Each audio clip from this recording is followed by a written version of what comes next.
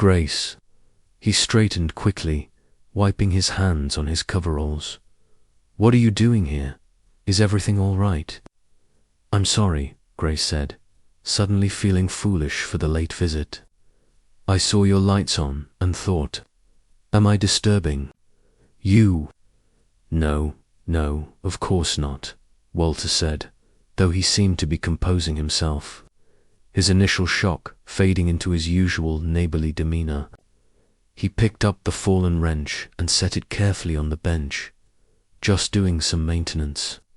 Can't sleep sometimes, so I come out here and work. Keeps the hands busy, you know. He stepped closer, and in the lantern light, she could see genuine concern etched across his weathered features. Is everything all right? Is Garrett okay? He's sleeping, Grace said. Finally, the exhaustion just hit him all at once. She took a breath, pushing forward with why she'd come. Walter, I need to ask a favor for the funeral. We'll need to transport chairs from the church, and our truck isn't big enough. Could we borrow your flatbed trailer? Of course, Walter said immediately, his voice full of sympathy. Of course, you can have it for as long as you need. He moved toward the corner of the barn where equipment was stored. Let me show you where I keep everything: the hitch, the tie-down straps, the safety chains. Grace followed him, grateful for his easy agreement. Walter pulled back a tarp covering the trailer hitch and began explaining the setup. She'll hold about 40 chairs if you stack them right, he was saying, demonstrating how the ball hitch worked. The wiring harness for the light is right here. Sometimes it's finicky, so you might need to jiggle it.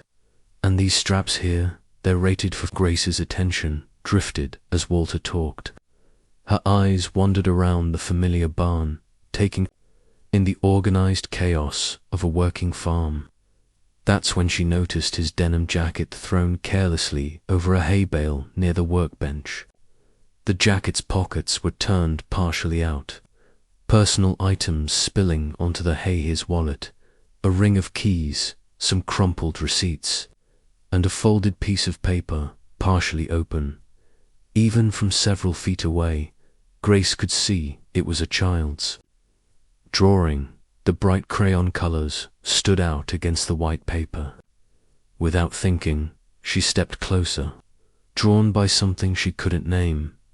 The drawing showed to stick figures a small girl with long brown hair labeled Cora in careful, childish letters, standing next to a tall man labeled Daddy.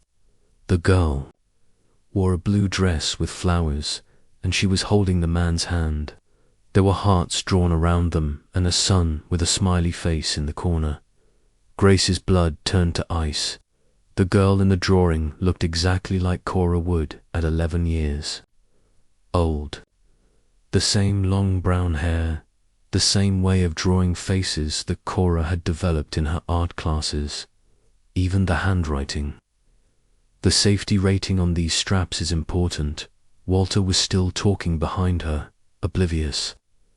You don't want chairs flying off on the highway. Grace forced herself to look away from the drawing, her heart hammering so hard she was sure Walter must hear it. She managed to turn back to him, her face carefully neutral despite the terror coursing through her veins. Thank you, she said, surprised her voice sounded normal. This is really helpful. I should get back before Garrett wakes up and worries.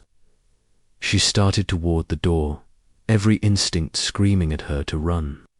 But as she moved, Walter's expression changed. His friendly neighbor mask slipped, replaced by something cold and calculating. Grace, he said quietly. She was 3 steps from the door when Walter moved, faster than she would have thought possible for a man his age. He stepped between her and the exit, and suddenly there was a shotgun in his hands. She hadn't seen where it came from, but now its barrel was pointed at her chest. You saw Cora's drawing, Walter said, his voice eerily calm. I saw you looking at it. Walter, don't lie to me, Grace. His tone was almost conversational, as if they were discussing the weather. You know, now I can see it in your eyes.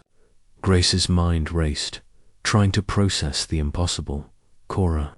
You have Cora. Walter's face twisted with something that might have been regret. I tried so hard to spare you from more pain. 3 years, Grace.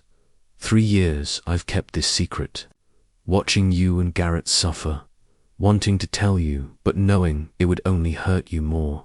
And now you just had to come here tonight. Where is she? Grace's voice cracked. Where's my daughter? Walk, Walter commanded, gesturing with the shotgun toward the back of the barn. Deeper inside. Move. Grace had no choice. She walked slowly, her legs shaking, as Walter followed with the gun trained on her back. She calls me Daddy now, Walter said, his voice taking on a dreamy quality. Took a while, but children adapt. They forget. She's happy. Grace, I want